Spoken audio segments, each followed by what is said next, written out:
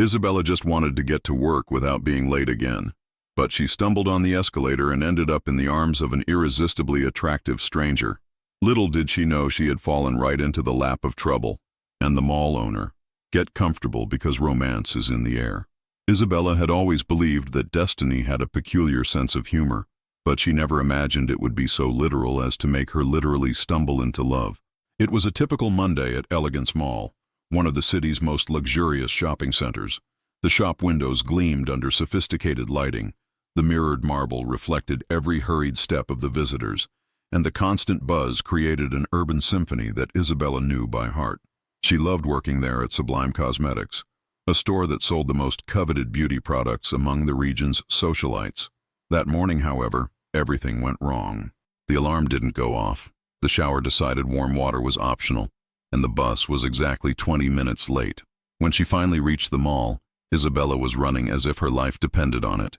And considering her manager's mood when someone was late, maybe it did. Going up the escalator 2 steps at a time, balancing her bag on her shoulder and trying not to break her neck in high heels, she checked the watch on her wrist. 15 minutes late. She took a deep breath, speeding up even more.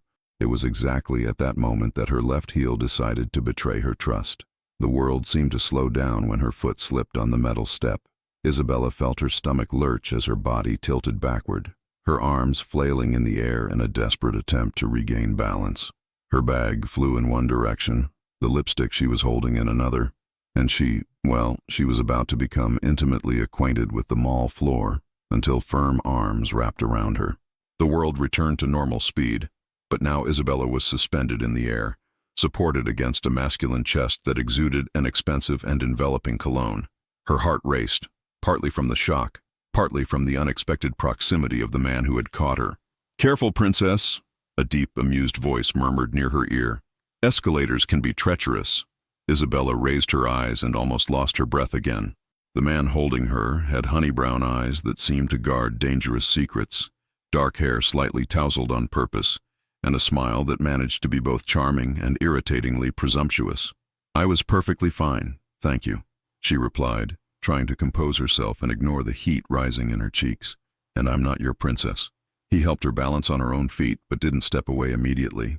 For a few seconds that felt eternal. They stood there too close, staring at each other. Isabella could feel the warmth emanating from his body, could see the small laugh lines around his eyes that revealed someone accustomed to smiling. "Of course you're not," he agreed, his smile widening. "A princess wouldn't have all that attitude." "Attitude?" Isabella arched an eyebrow, crossing her arms. "Sorry if I didn't melt into thanks for you doing what any decent person would do." "Any person?" He tilted his head, clearly amused. "Look around. How many other people rushed to save you?" Isabella glanced around quickly and noticed that indeed, several people had witnessed her near fall, but none had moved to help. This irritated her even more, not because they hadn't helped, but because he was right. "Maybe I didn't need to be saved," she retorted, picking up her bag from the floor and checking if nothing had broken. "Oh, of course," he said, leaning down to pick up the lipstick that had rolled a few meters ahead. "You were just testing the law of gravity." When he approached to return the lipstick, their fingers touched briefly. It was a simple contact, but it sent an electric current up Isabella's arm. She pulled her hand back quickly, pretending not to notice the spark. "Thank you," she murmured, putting the lipstick in her bag with more force than necessary. "You're welcome, rebellious princess." "Stop calling me that. How do you prefer? Damsel in distress? Beginning acrobat?" Despite herself, Isabella felt the corners of her mouth curve into a reluctant smile. There was something about him that was simultaneously exasperating and attractive. Very attractive. "I prefer Isabella," she said finally. "Isabella," he repeated as if he were trying out the name. "Beautiful. It suits you. And you are." For a moment she swore she saw something pass across his face. Hesitation? Amusement? But it was so quick she wasn't sure. "Someone who has good taste in recognizing an interesting woman," he replied, dodging the question with irritating elegance. Isabella rolled her eyes. What a cliched line. It didn't work at all. "Liar," he said, stepping closer. "You're smiling." And she was. Damn it. Isabella quickly recomposed her expression, trying to appear indifferent. "I need to go to work," she announced, taking a step back. "Thank you for the assistance." "It was a pleasure, Isabella," he said, and the way he pronounced her name did something strange to her stomach. I hope we meet again. In a mall this size, it's possible. Unlikely, she replied, already walking away. Never say never, he called after her. Destiny sometimes has a sense of humor. Isabella waved without turning around, trying to ignore the feeling that his eyes were still glued to her. Only when she reached the store and took refuge behind the counter did she allow herself to sigh deeply. You arrived just in time, commented Melissa, her co-worker. The manager came by looking for you 5 minutes ago. Great, Isabella murmured, still trying to process the encounter on the escalator. But tell me, Melissa approached curiously. I saw you talking to a hottie out there. Who was he? Nobody, Isabella replied too quickly. Just a guy who helped me when I stumbled. Oh, right. Melissa didn't seem convinced. And this nobody looked like what? Like trouble, Isabella sighed, organizing the products in the display case. But even while trying to concentrate on work, she couldn't get those honey brown eyes and that irritatingly confident smile out of her head. There was something about him that affected her in a way she couldn't explain. What she didn't know was that, at that exact moment, the mysterious stranger was standing in front of the store window, watching her work with a smile that promised much more than a simple casual encounter. The game was just beginning. 3 days had passed since the escalator incident, and Isabella was beginning to believe she had imagined all that electric chemistry. Maybe it was just the shock of the fall that had intensified everything. Maybe he was just another rich playboy who enjoyed flirting with mall employees. It was a typical Wednesday afternoon at Sublime Cosmetics. Business was slow, with only a few customers browsing the products without much interest. Isabella was organizing the new perfume releases in the display case when Melissa approached, nudging her with her elbow. Issa, there's a hottie entering the store, she whispered, pretending to arrange the lipsticks, and he's coming straight for you. Isabella raised her eyes and almost dropped the perfume bottle she was holding. There he was, walking through the store with the same irritating confidence as always, wearing a navy blue dress shirt that highlighted his eyes and dress pants that seemed to have been tailored specifically for his body. Good afternoon, he said, stopping in front of the counter with that smile she couldn't decipher whether it was charming or too provocative. Good afternoon, Isabella replied, trying to keep her voice professional. Can I help you with something? Actually, yes. He approached the counter, leaning casually against it. I'm looking for a gift. For your girlfriend? The question came out before she could control it, and Isabella mentally cursed herself. He arched an eyebrow, amused. What an interesting assumption. I don't have a girlfriend, he said after a strategic pause. And you? Isabella cleared her throat. We're not talking about me. Who is the gift for? For my sister. Her birthday is tomorrow, and I'm terrible at these things. How old is she? 25. More refined taste or basic? Refined, definitely refined, he replied, but his eyes didn't leave her face. She has good taste for everything. The way he said it made Isabella feel as if they were no longer talking about his sister. She forced herself to focus on work, walking to the imported perfume section. These here are the most sought after, she explained, picking up some bottles. They have floral, woody notes, or do you prefer something more citrusy? He approached to smell the perfumes, getting too close to Isabella. His masculine cologne enveloped her again, bringing back all the sensations from the escalator encounter. This one has an interesting aroma, he commented, holding the bottle she had sprayed on her own wrist for him to smell. But instead of smelling the perfume on the paper, he gently held her wrist, bringing his nose close to her skin. The touch was quick, but enough to make Isabella's heart race. Sweet, but with personality, he murmured, his eyes fixed on hers. Perfect. The perfume, she stammered, among other things. Melissa, who was watching everything from afar, disguised a giggle. Isabella stepped away, trying to regain her professional composure. So, will you take this one? She asked, wrapping the perfume more carefully than necessary. I will, he confirmed, taking his credit card from his wallet. And maybe you can help me with something else. What would that be? Do you know any good place to have lunch around here? I'm new to the area. Isabella observed him with skepticism. He didn't seem new anywhere. He had that confidence of someone who knew every corner of the mall. There's the Japanese restaurant on the 3rd floor. The Italian one on the 2nd is also good. And where do you have lunch? In the food court, like any normal employee. How about joining me at the Japanese restaurant? He suggested, signing the receipt. You could give me menu tips, since I'm new here. I work, she replied, but with less firmness than she intended. Everyone has a lunch break. I don't have lunch with clients. Then I'll have to stop being a client, he said, putting away his card. Problem solved. You're impossible. That's what they say, he smiled, taking the bag with the perfume. But I'm also persuasive. It won't work on me. We'll see. He headed toward the exit but stopped at the door and turned around. By the way, Isabella, her name sounded like a caress in his voice. I forgot to introduce myself last time. Ethan. Ethan, she repeated, liking how the name sounded. Pleasure to officially meet you. The pleasure was mine. His smile widened. See you later, rebellious princess. And he left, leaving Isabella standing behind the counter with flushed cheeks and a racing heart. Oh my God. Melissa approached as soon as he disappeared from sight. What chemistry? Who is this guy? He said his name is Ethan, Isabella murmured, still processing the conversation. And you're not going to accept the invitation? Are you crazy? He's gorgeous, charming, and clearly interested in you. Exactly why not? Guys like that aren't really interested in store employees. It must just be fun for him. And what's the problem? You can have fun too. Isabella shook her head, returning to organize the products. But for the rest of the afternoon, she couldn't concentrate on anything else.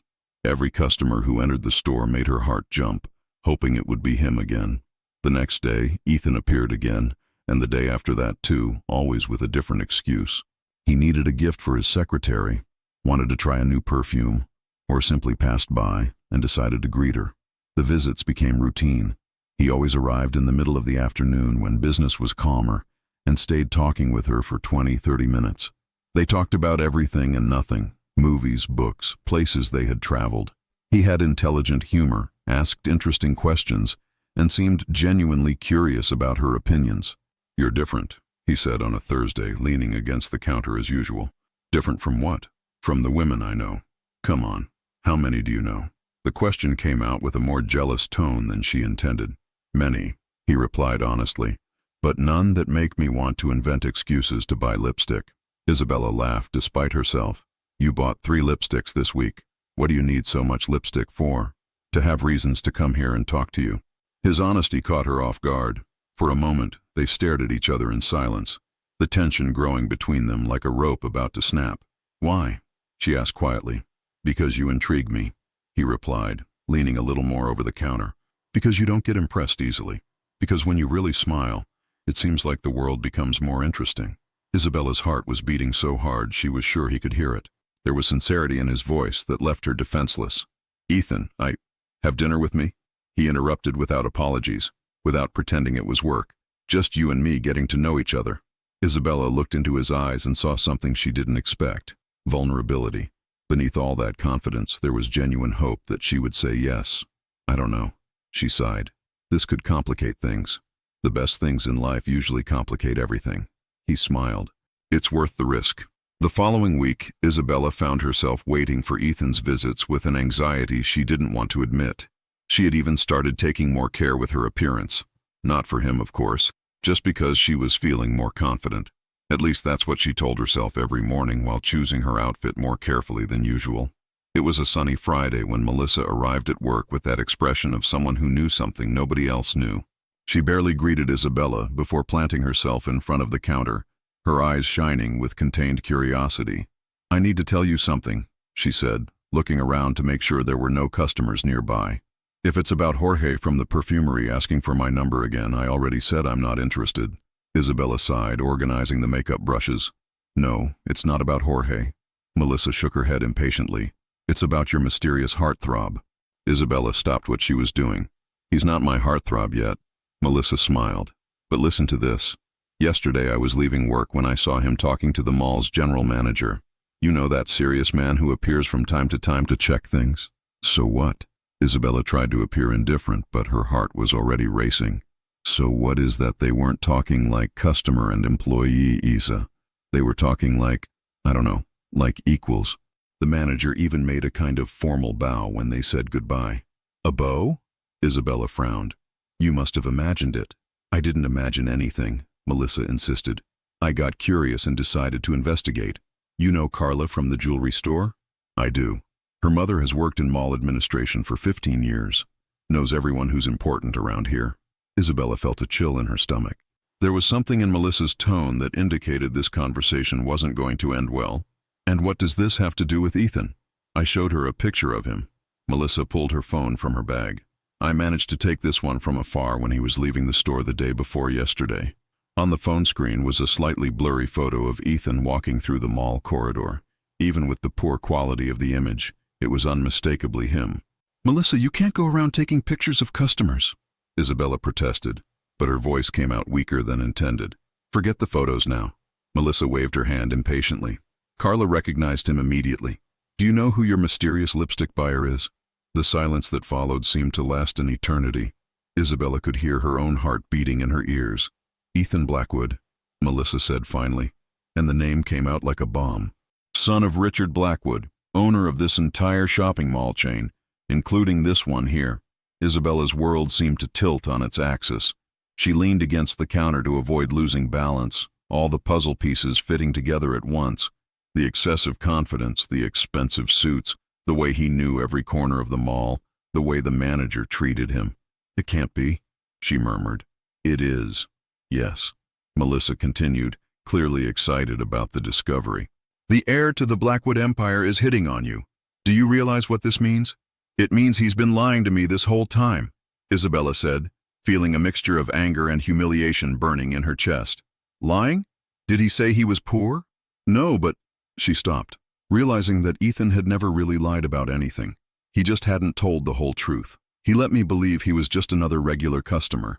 "Maybe he wanted you to like him for who he is, not for the money," Melissa suggested. But Isabella wasn't listening.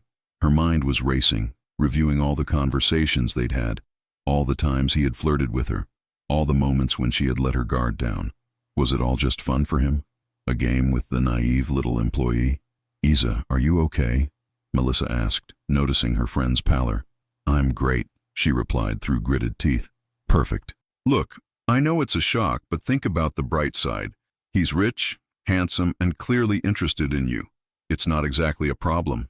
"It is a problem," Isabella retorted, "because people like him don't really get interested in people like me. We're from different worlds." "But he doesn't know that yet," Melissa tried to argue. "Of course he knows," Isabella exploded, her voice coming out louder than intended. "He knows exactly who I am, where I work, how much I earn, while I knew nothing about him.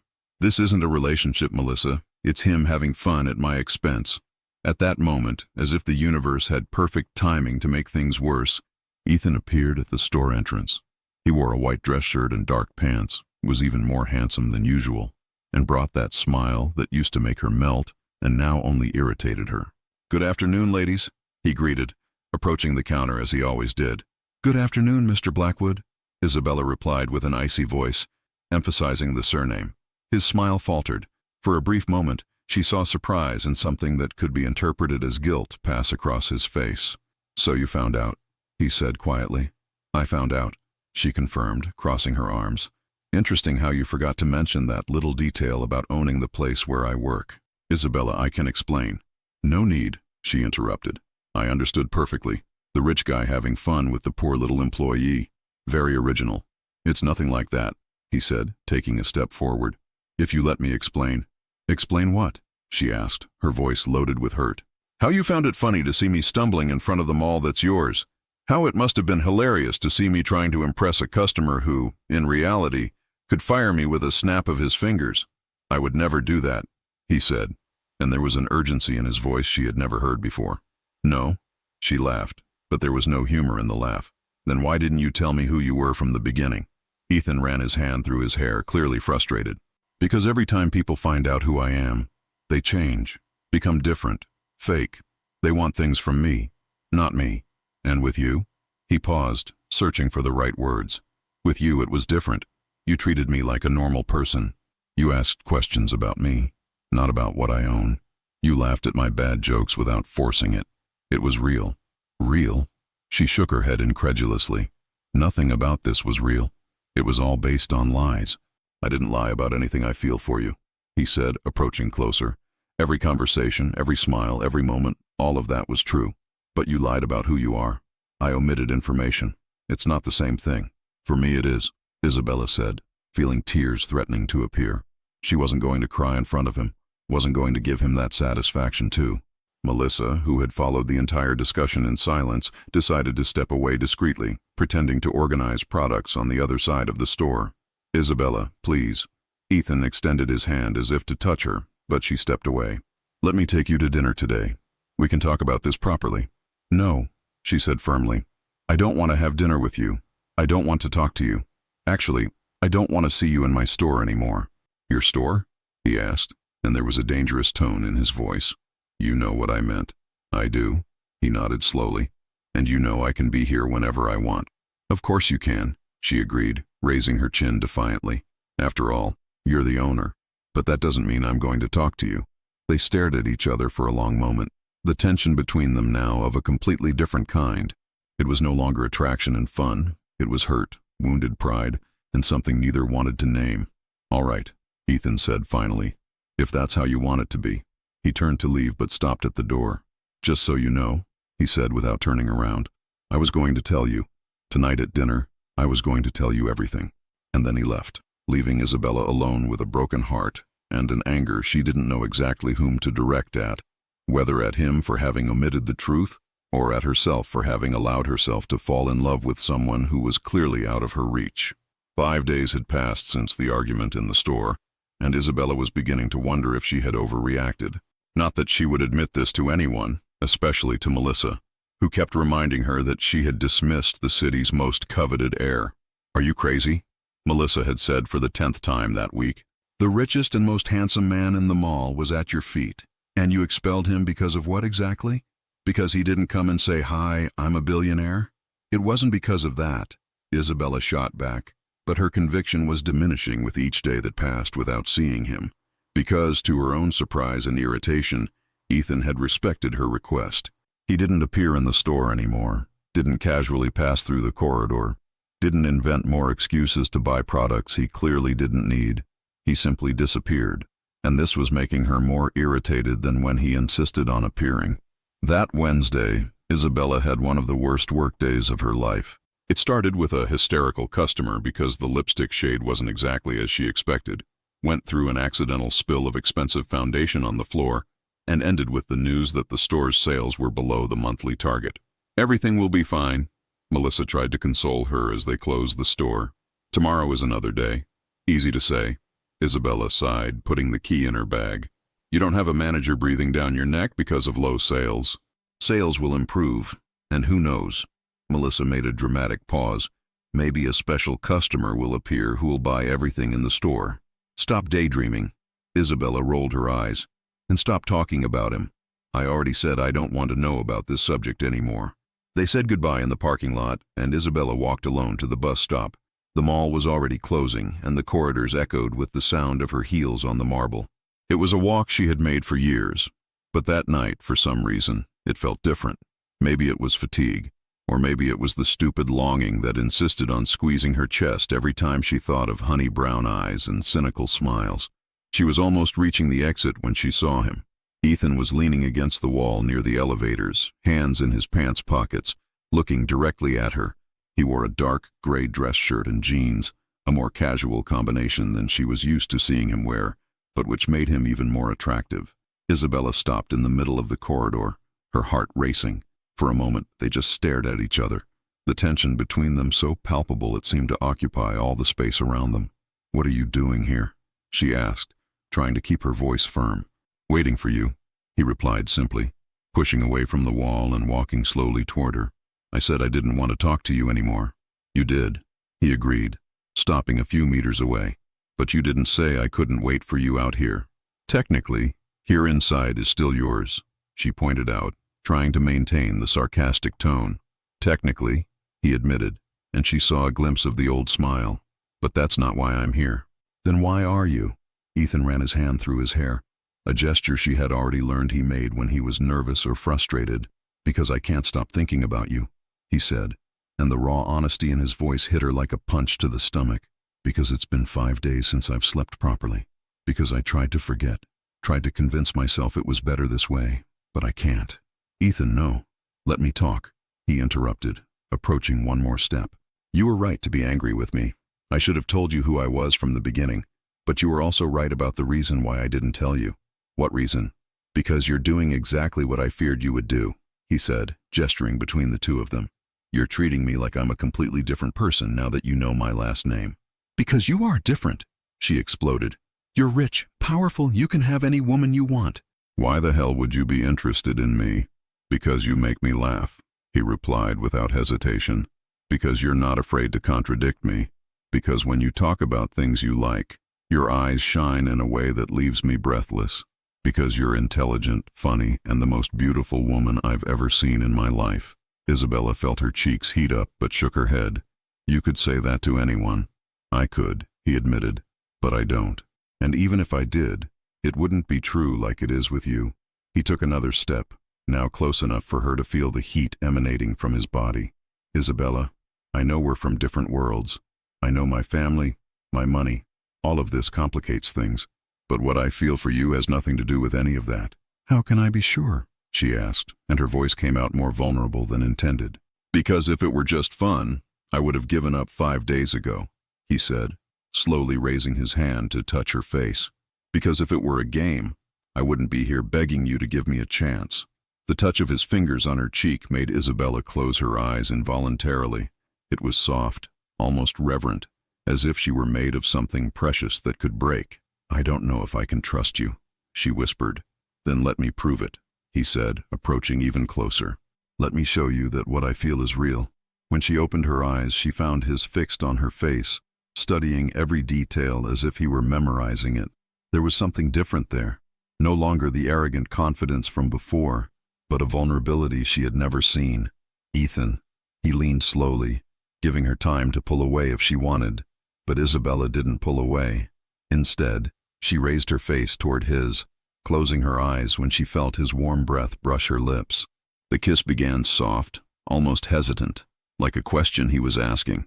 But when she responded, pressing her lips against his, something exploded between them. His hands tangled in her hair, pulling her closer, while hers clung to his shirt like an anchor. The kiss deepened, 5 days of tension and longing materializing in that meeting of lips and tongues. Isabella had never been kissed like that, as if the world could end and that moment was the only thing that mattered. Ethan kissed her with an intensity that made her legs weak, one of his hands firm on her waist, the other still entwined in her hair. When they finally separated to breathe, they stayed with their foreheads touching, breathing heavily. The mall was silent around them, only the sound of both their accelerated breathing echoing in the empty corridor. Wow, she murmured, eyes still closed. Yeah, he agreed, his voice hoarse. Wow. They stayed like that for a long moment, absorbing what had happened. Isabella could feel his heart beating against her chest, could feel the masculine cologne that made her dizzy, could feel his hands trembling slightly where they touched her skin. Does this change anything? He asked quietly. Isabella opened her eyes and found him looking at her with an expression that mixed hope and fear. It changes everything, she admitted, and at the same time, it changes nothing. What does that mean? It means I'm still scared, she said honestly. It means I still don't know if this can work out, but it also means that... She paused, gathering courage. Maybe I want to find out. The smile that spread across his face was the most beautiful she had ever seen. It wasn't the confident and provocative smile from before, but something genuine and relieved. Can I take you home? He asked. Not in your expensive car, she said quickly. I'm not ready for all that ostentation yet. All right. He laughed. We can take a taxi or the bus if you prefer. You on the bus? She arched an eyebrow. That I need to see. For you, I'd do anything, he said, and the sincerity in his voice made her heart skip a beat. As they walked together toward the exit, Isabella knew she was getting into unknown territory. She didn't know if this would work out, didn't know if she could handle the complications that would come. But for the first time in 5 days, she felt alive again, and maybe, just maybe, it was worth the risk. 2 weeks had passed since that kiss in the mall corridor, and Isabella was living on an emotional roller coaster that she didn't know if she loved or hated. Ethan had kept his promise to take things slow. He didn't pressure her, didn't flaunt his wealth in front of her, and surprisingly, really did take the bus a few times to accompany her home. They met almost every day after work. Sometimes they just walked through the mall after the stores closed, talking about everything and nothing. Other times they went to a simple snack bar near her house, where Ethan seemed genuinely happy eating a common hamburger while she laughed at his clumsy attempts to eat without getting dirty. "Have you never eaten at a snack bar before?" she had asked on one of these occasions, watching him try to figure out the best way to approach the giant sandwich. "Not like this," he admitted. "It was always restaurants, waiters, cloth napkins." "What a sad life," she joked, wiping a drop of sauce from his chin with the paper napkin. The simple gesture had made his eyes darken in a way that made her stomach do somersaults. It was moments like these that made Isabella begin to believe that maybe, just maybe, this could work. Ethan was making an effort to enter her world, and she was slowly lowering her defenses. But that Thursday, everything changed. Isabella was organizing the new products when she noticed strange movement outside the store. Several administration employees hurried through the corridor, talking quietly and with tense expressions. Even the general manager appeared, something that only happened when there were serious problems. "What do you think is happening?" Melissa asked, observing the commotion. "I have no idea," Isabella murmured, but felt a tightness in her chest she couldn't explain. It was then that she saw him. Richard Blackwood walked through the corridor with the posture of an emperor inspecting his kingdom. Tall, imposing, wearing a suit that probably cost more than Isabella's annual salary. He radiated power and authority. Behind him, a small entourage of assistants tried to keep up with his firm pace. Isabella had never seen him in person, but there was no mistaking him. The resemblance to Ethan was undeniable. The same penetrating eyes, the same strong jawline. But where Ethan had warmth and humor, Richard had coldness and determination, and he was coming directly to her store. "My God," Melissa whispered. "It's Richard Blackwood. What does he want here?" Isabella didn't answer because her heart had stopped beating. There was something in the way he looked at the store, at her, that made all her instincts scream danger. Richard stopped at the entrance of Sublime Cosmetics, dismissed the assistants with a dry gesture, and entered. The space that always seemed adequate suddenly felt tiny with his presence. "Good afternoon," he said, his voice deep and controlled. "You must be Isabella." It wasn't a question. It was a statement loaded with knowledge and, by the tone, disapproval. "Good afternoon, Mr. Blackwood," she replied, trying to keep her voice steady. "Can I help you with something?"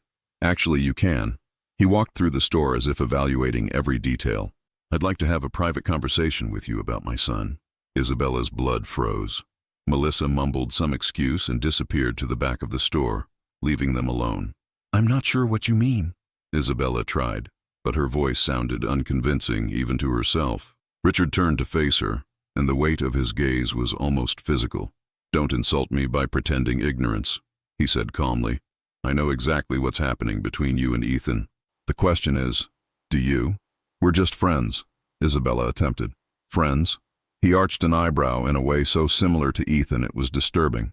"Friends who kiss in my mall after hours?" Isabella felt her cheeks heat up. Of course he knew. He probably had cameras in every corner of that place.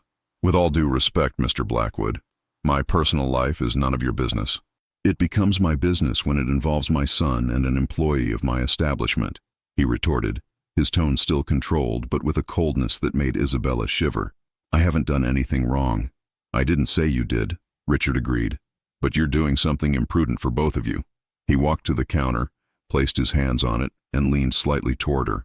It was a posture that should seem casual but was actually pure intimidation. "Let me be clear, Isabella. Ethan is an impressionable young man. He's always had a tendency to get involved with lost causes, impossible projects. It's a phase he needs to overcome." "A phase?" Anger began to bubble in her chest. "Is that how you see your own son?" "I see my son as someone who has responsibilities," Richard replied. "An empire to inherit, a family reputation to maintain, social expectations to fulfill. And I see you as a dangerous distraction from all of that." "Dangerous?" Isabella laughed, but there was no humor in the laugh. "You don't even know me. I know enough. I know you work in a cosmetics store, live in a rented apartment in the suburbs, take the bus to work. I know your family is lower middle class and you have no relevant social or business connections." Each word was a stab, not because they were lies, but because they were truths she had never felt ashamed of until that moment. "So what?"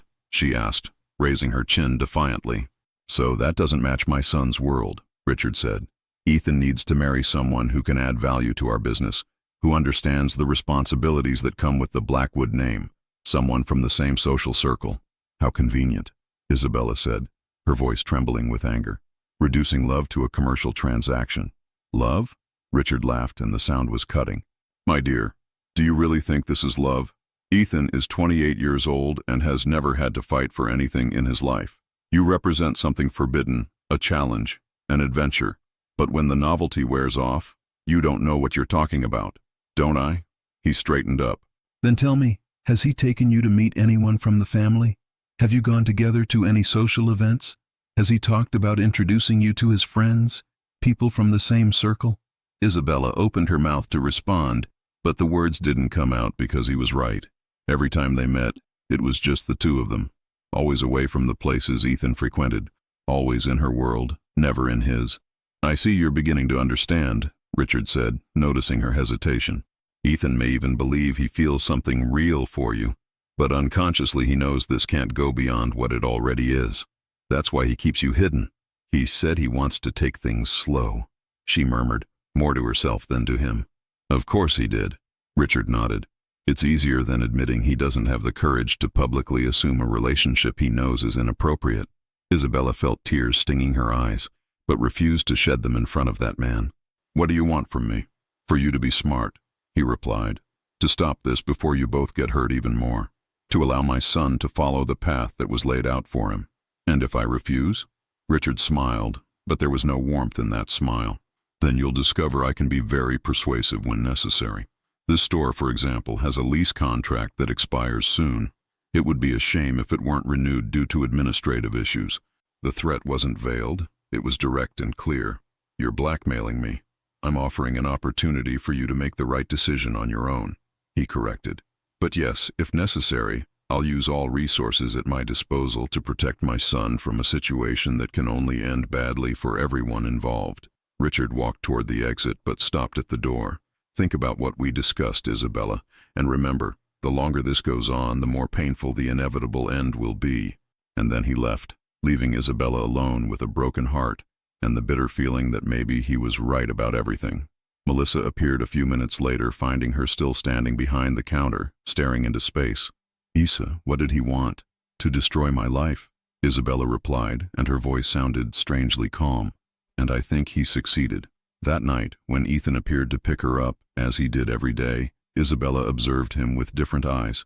She looked for signs of what Richard had said, the hesitation, the hidden shame, the awareness that this couldn't last, and the scariest thing of all was that she found them.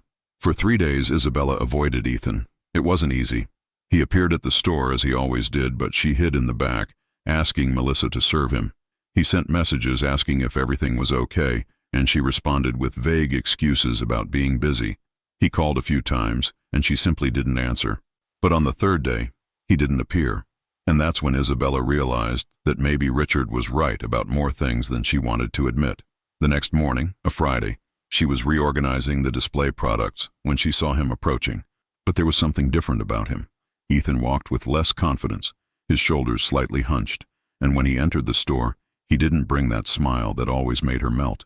We need to talk, he said without preambles. I'm working, she replied without looking at him. Isabella, please. There was something in his voice that made her finally face him. I know my father was here. Her blood froze. How do you know? Because he came to me afterward. Because he told me about your conversation. He ran his hand through his hair in a frustrated gesture. Because I should have imagined he would do this. Isabella dropped the product she was holding and turned completely toward him. And you came here to do what? Tell me he was right? That this was all a mistake from the beginning? No, Ethan replied firmly. I came to tell you he was wrong. About everything. Was he? She crossed her arms. Then why did you disappear for 3 days? Why didn't you look for me when you found out he had threatened me? Because... He hesitated, and in that hesitation, Isabella saw the confirmation of all her fears. Because you had doubts, she completed, her voice loaded with hurt. Because a part of you wondered if he wasn't right. That's not... It was, yes, she exploded, all the anger and frustration of the last few days overflowing. You disappeared because for the first time someone put into words what you already knew deep down. That this can't work, that we're from different worlds, that I don't fit into your life. Isabella, that's not true, isn't it? She laughed bitterly. Then tell me, When were you going to introduce me to your family? When were we going to go out together somewhere your friends could see us? When were you going to stop hiding me like I was a dirty secret? Ethan looked like he had been slapped. For a long moment he was silent. And in that silence Isabella found all the answers she needed. That was it, wasn't it? She murmured, feeling tears threatening to fall. I was just an adventure, fun until you found someone suitable for your world. No, he said, taking a step toward her. It wasn't that. I wanted to protect you. Protect me? She shook her head incredulously. Protect me from what? From my world? From my family? From people who can be cruel and prejudiced? I wanted us to have time to solidify before facing all of that. How convenient, Isabella said, echoing the words she had used with Richard, using protection as an excuse for cowardice. The word hit Ethan like a slap. She saw the hurt pass across his face, followed by something that seemed to be a painful revelation. You're right, he said quietly. I am a coward. Ethan. No, he interrupted. You're right. I was scared. Scared of how my family would react. Scared of how this would affect business. Scared of, he paused. Scared you'd realize that maybe I'm not worth all the drama that comes with me. Isabella felt part of her anger dissipating, replaced by deep sadness. And now? She asked. What's changed? What changed is that I spent 3 days without you, and they were the worst 3 days of my life, he replied, approaching closer. What changed is that I realized I'd rather face my father, my family, the whole world, than lose you. Pretty words, she said, but her voice had lost part of its coldness. But what about when things get really difficult? When your father pushes harder? When you realize that choosing me means giving up everything you've always had? I won't give up everything, Ethan said, stopping right in front of her. I'll fight for what matters, and you matter, Isabella. More than any company, any inheritance, any expectation my father has. How can I trust that? In response, Ethan took his phone from his pocket and dialed a number. He put it on speaker before she could protest. Ethan, Richard's voice echoed through the small store space. I thought you were going to come to the office today so we could talk. I'm talking now, Dad, Ethan replied, his eyes fixed on Isabella's. And I want to make one thing very clear. Ethan, if this is about that girl, it's about Isabella, yes. The woman I love and intend to stay with, whether you like it or not. The silence on the other end of the line was deafening. Isabella felt her heart stop beating when he said he loved her. It was the first time he had used that word. Ethan, Richard's voice was dangerously calm. I think you'd better think carefully about what you're saying. I already thought about it, Ethan replied. I thought a lot, and my decision is this. Isabella is the woman I choose. If you can't accept that, then we'll have a problem. But I won't give her up. You're making a mistake that could cost you your inheritance, Richard threatened. Then let it cost, Ethan said without hesitation. I can build my own life, my own company. I can work for others, but I can't build another heart, another love like this. Isabella felt tears finally overflowing, but now they were tears of a completely different emotion. Ethan, Richard began, but was interrupted. The conversation is over, Dad, Ethan said firmly. When you're ready to really meet Isabella, to give her a real chance, let me know. Until then, I don't want to hear another word against her. And he hung up. The silence that followed was profound. Ethan and Isabella stared at each other, both breathing heavily, as if they had just emerged from a battle. You just defied your father, she said quietly. I did, he confirmed. Because of me. Because of us, he corrected. He could really take away your inheritance. He could, Ethan shrugged. But he can't take you away from me, unless you want to leave. Isabella observed him for a long moment. She saw determination in his face, but also vulnerability. He had put himself at risk for her, had chosen her over the easy life he had always had. You said you loved me, she murmured. I did, he confirmed, taking a step closer. Because it's true. I love you, Isabella. I love your strength, your intelligence, your stubbornness. I love the way you challenge me, how you make me want to be a better person. I love how you make a snack bar hamburger seem like the best meal in the world just because you're with me. She laughed through her tears.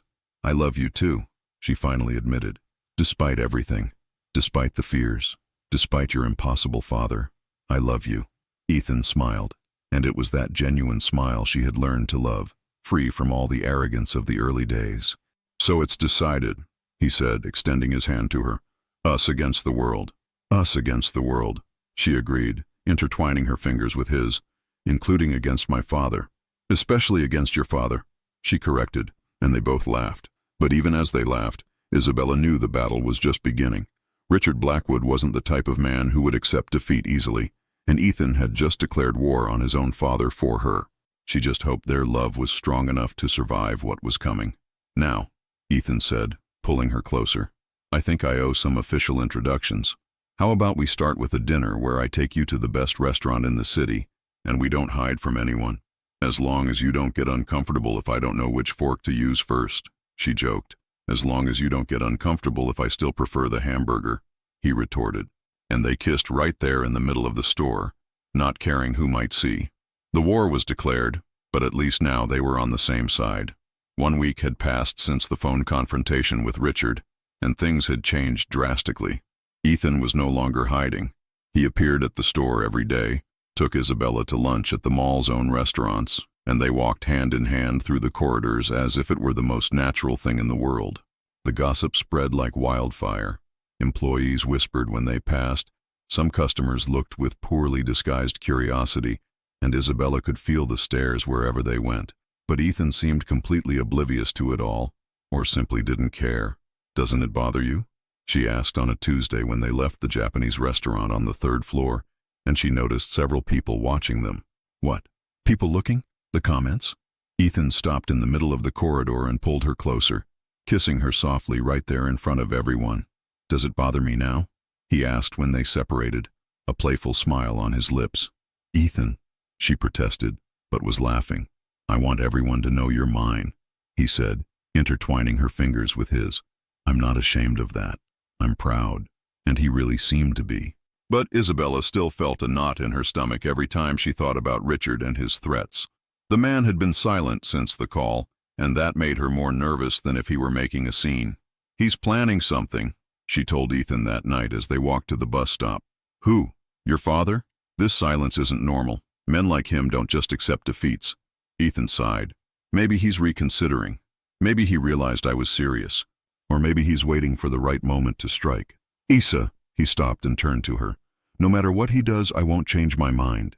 And if he really cuts off your inheritance, if he disinherits you, then I'll work like any normal person. I have a degree in business administration. I have experience in the family business. I can start my own company, work for others. He shrugged. I won't starve. But you were born for that life. It's yours by right. What's mine by right is choosing who I want to spend my life with, he replied, touching her face. And I choose you. The following Thursday, Isabella was having one of the busiest days in weeks. A special promotion had attracted several customers, and she barely had time for lunch. She was finishing a sale when Melissa appeared by her side, discreetly nudging her. Isa, she whispered. Look who arrived. Isabella raised her eyes and felt her blood freeze. Richard Blackwood was standing at the store entrance, but this time he wasn't alone. An elegant woman, probably in her 50s, was beside him. She had perfectly arranged blonde hair, wore an expensive jacket and skirt set, and carried a handbag that cost more than Isabella earned in 6 months. Who is she? Melissa asked, but Isabella didn't need to ask. There was only one person it could be, Ethan's mother. Excuse me, Richard said, approaching the counter when Isabella finished serving the customer. I'd like to speak with you. This is my wife, Victoria. The woman extended her hand with a smile that didn't reach her eyes. Pleasure, Isabella. I've heard a lot about you. Mrs. Blackwood, Isabella greeted, trying to keep her voice steady. Could we talk privately? Richard asked. Here is fine, Isabella replied. She wasn't going to be intimidated again. Victoria and Richard exchanged a glance. Very well, Victoria said. I came here because my husband told me about the situation between you and our son. What situation? The romantic involvement you're having, Victoria clarified as if talking about the weather. And I wanted to meet you personally before making any decisions. What kind of decisions? Whether I support my husband in his attempts to separate you or give you a chance to get to know you better. Isabella blinked, surprised. This wasn't what she expected. And what was your conclusion? Victoria studied her for a long moment. That you're exactly as Ethan described. Strong, intelligent, and not easily intimidated. He talked about me? At length, Richard interrupted, and there was a note of resignation in his voice. By phone, in person. He even sent a 3-page email explaining why he was in love with you and why he thought we were wrong. 3 pages? Isabella couldn't hide her smile.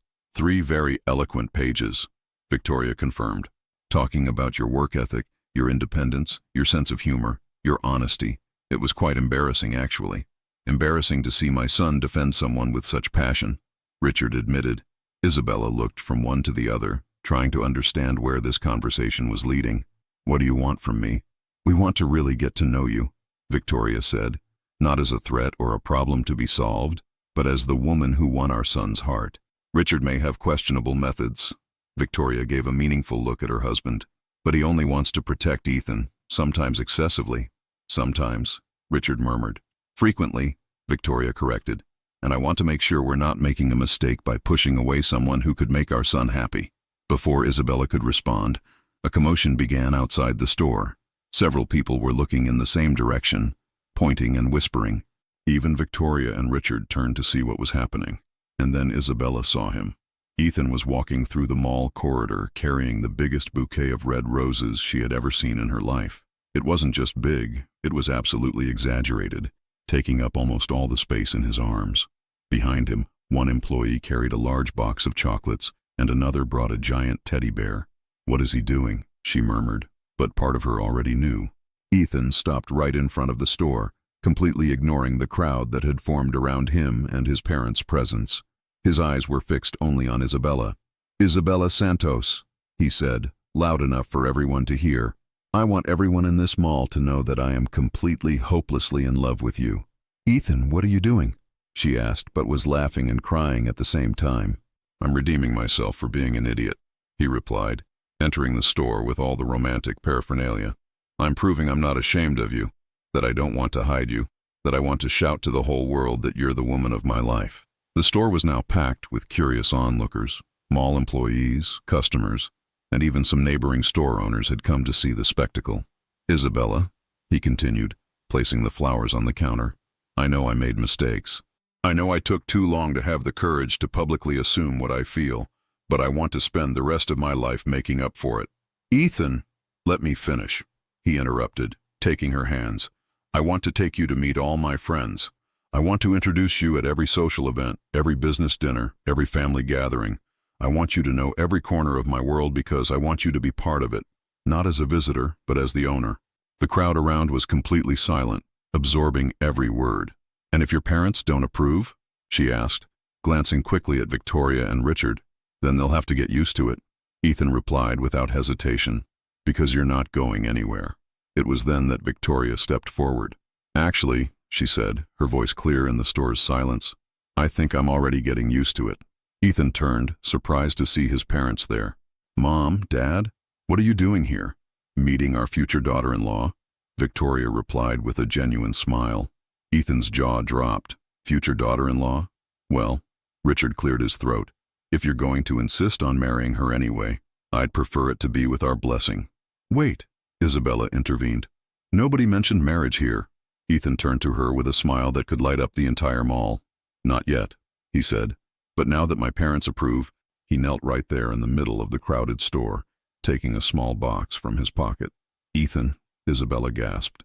"Isabella Santos," he said, opening the box to reveal a ring that sparkled under the store lights. "Will you marry me and make me the happiest man in all floors of this mall?"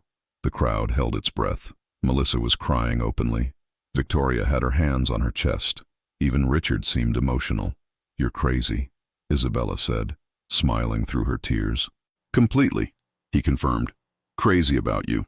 "Yes," she said finally. "Yes, I accept." The mall exploded in applause when Ethan kissed her, still kneeling, with the ring shining on her finger. It was exaggerated, it was public, it was everything she thought she didn't want. And it was perfect. When they finally separated, Ethan stood up and pulled her into a hug that lifted her off the ground. "I love you," he murmured in her ear. "I love you too," she replied. "Even if you are completely dramatic." "I learned from the best," he laughed, and she knew he was referring to the fall on the escalator that had started it all. On the other side of the store, Victoria nudged her husband. "Admit it," she said. "You like her." Richard watched his son and future daughter-in-law, who were now laughing and crying at the same time. "Yes," he finally admitted. "I think I do." Some 2 weeks had passed since the most public marriage proposal in Elegance Mall's history. and Isabella was still getting used to the new reality. The ring on her finger caught the light with every movement, constantly reminding her that she wasn't dreaming. News of the engagement had spread like wildfire. Social newspapers published photos of the moment, calling it the romance of the century between different worlds. Social media buzzed with comments, some adorable, others not so much. But Isabella discovered she didn't care about others' opinions when she had Ethan by her side. "Nervous?" Melissa asked that Friday, adjusting an imaginary tie around her friend's neck. "Terrified," Isabella admitted. "It's Richard Blackwood. Even though he approved the engagement, he's still intimidating." Victoria had suggested a formal lunch to officially welcome Isabella into the family. It wasn't mandatory, but it was a Blackwood tradition, and Ethan had explained that it would be important to definitively seal his father's approval. "You'll be fine," Melissa encouraged her. "He already likes you, he just doesn't know it yet." The chosen restaurant was the most elegant in the city, the kind of place Isabella had never set foot in. When she arrived accompanied by Ethan, she was greeted by a maitre d' who practically bowed before them. "Reserved table for Mr. Blackwood," Ethan said, and they were immediately escorted to a private room. Richard and Victoria were already there, talking quietly. Richard wore an impeccable suit, and Victoria was stunning in a navy blue dress. When they saw Isabella enter, both stood up. "Isabella," Victoria smiled warmly, kissing her on both cheeks. "You look beautiful. Thank you for accepting our invitation," Richard said, and his formality was softer than the first time they met. For the first 20 minutes, the conversation was polite and superficial. They talked about the weather, the restaurant, general comments about the mall. Isabella gradually began to relax, realizing that Richard wasn't trying to test or intimidate her. It was when the main course arrived that the conversation took a more personal turn. "Tell me about your family," Richard said, cutting his steak with surgical precision. "My parents live in the countryside," Isabella replied. "My father works in a factory. My mother is a teacher. I have a younger sister who's in nursing school." "And how did they react to the engagement?" Isabella smiled, remembering the call she had made the day after the proposal. "My mother cried. My father was suspicious and wants to meet Ethan personally for a little chat. My sister said I caught the prince charming and now she'll have to settle for a commoner." Victoria laughed, and even Richard sketched a smile. "I'd like to meet them," Victoria said. "Maybe we could organize a dinner." "They'd be honored," Isabella replied, "and probably too nervous to eat. Like you were today," Ethan joked, and she gave him a discreet elbow. "And your plans for the future?" Richard asked. "Do you intend to continue working?" "Of course," Isabella replied without hesitation. "I love my job. I like having my independence. Even being the wife of a Blackwood?" "Especially being the wife of a Blackwood," she replied, and saw approval pass through his eyes. "And if there are conflicts between your career and the family's social obligations, then we'll talk and find a balance," she said. "I don't intend to become a trophy wife, but I also understand that marrying Ethan means accepting certain responsibilities." Richard nodded slowly. "You know," he said, putting down his utensils, "when Ethan first told me about you, I thought it was just a phase, a young rebel's whim." "Richard," Victoria murmured in a warning tone. "No, let me speak," he continued. "I was wrong. Completely wrong." Isabella blinked, surprised. "I was," he confirmed. "I spent the last few weeks watching my son, and you know what I saw? I saw a man who found his purpose, someone who's motivated, happy, determined, something I hadn't seen in him for years." "Dad," Ethan said quietly. "And you?" Richard turned to Isabella. "Didn't just win his heart, you won his respect, and that's rare." "Mr. Blackwood." "Richard," he corrected. "And I want to apologize for the way I treated you the first time we met, for the threats, the blackmail.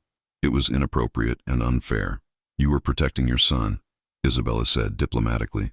"I was trying to control my son," he corrected. "There's a difference. And I realized I don't need to protect him from you. I need to thank you for appearing in his life." Victoria was smiling proudly at her husband, and Ethan seemed to be trying not to cry. "So," Richard continued, "I'd like to formally withdraw all objections to your relationship and give my official blessing to the marriage." "Thank you," Isabella said, feeling enormous relief. "That means a lot to me." "And to me?" Richard raised his wine glass. "A toast to Isabella, who managed to do something that neither I nor Victoria could do in years, make our son truly smile." Everyone raised their glasses, and Isabella felt intense emotion taking hold of her. She had found not only the love of her life, but a family that, despite initial setbacks, was willing to accept her. "Now," Victoria said after they toasted, "we need to talk about the wedding. When are you thinking of having the ceremony?" "We haven't decided yet," Ethan replied. "And where?" Richard asked. "I can suggest some places." "Actually," Isabella interrupted, a crazy idea passing through her head, "I already know where I want it to be." "Where?" everyone asked at the same time. "At the mall," she said, and saw surprised expressions around the table. "That's where we met. That's where it all began." "At the mall?" Victoria repeated, as if she wasn't sure she had heard correctly. "Why not?" Ethan said, his eyes shining. "We could decorate the central atrium, use the escalator as, I don't know, an alternative altar." "You two are crazy," Richard said, but laughing. "Completely crazy." "Yeah," Isabella agreed, "but that's how we like it." A few hours later, they said goodbye outside the restaurant. Victoria hugged Isabella warmly, whispering in her ear that she was happy to gain a daughter. Richard, surprisingly, also hugged her, saying he was looking forward to meeting her parents. "Shall we take a walk through the mall?" Ethan suggested when they were alone. "To celebrate." "Let's," she agreed. They walked hand in hand through the familiar corridors, watching the stores that were already closing. It was strange to think about how everything had changed since that first day when she had stumbled on the escalator. "What are you thinking about?" Ethan asked. "About how life is funny," she replied. "If I hadn't been late that day, if I hadn't run up the escalator, if I hadn't stumbled—" "But you stumbled," he interrupted, "and fell into my arms. Literally. And you never let me go. And I never will." They stopped exactly where it all began. The escalator was empty, the mall lights creating an almost magical atmosphere. "You know," Ethan said, a mischievous expression on his face, "I have an idea." "What kind of idea?" she asked suspiciously. "How about we recreate our first meeting?" Ethan, no. But he was already going up the escalator, gesturing for her to follow. "Come on," he shouted. "Pretend you're late for work. You're impossible." She shouted back but started going up behind him. "Now stumble," he instructed when she got close to the top. "I'm not going to stumble on purpose. That's ridiculous. Then I'll catch you anyway," he said, extending his arms. And that's exactly what he did. When she reached the top of the escalator, Ethan pulled her into his arms, making her laugh as he spun her around. "Careful, princess," he said, echoing the first words he had said to her. "Escalators can be treacherous." "I'm not your princess," she replied, reciting her own line. "Of course you are," he corrected, kissing her softly. "You're my queen." As they kissed at the top of the escalator, surrounded by the twinkling lights of the empty mall, Isabella thought about how perfect it was that everything had started there, because that place that used to be just her workplace was now where her new life had begun. "I love you," she murmured against his lips. "I love you more," he replied. "Impossible. Probable." "Ethan?" "Thank you for catching me when I fell. Thank you for stumbling," he replied. "Best thing that ever happened in my life." And there in the mall, where they met, where they worked, where they would get married, Isabella and Ethan laughed together, knowing that no matter how many floors life had, they would climb them all side by side. Love had conquered all floors, exactly as it should always be. The end. And so we conclude another story. If you enjoyed it, please leave a like, subscribe to the channel, and activate the bell so you don't miss the next romances. And for me to know you made it this far, comment a little flower or star in the comments below. I'd love to know who followed this story to the end. Thank you very much for your time. God bless, and see you next time.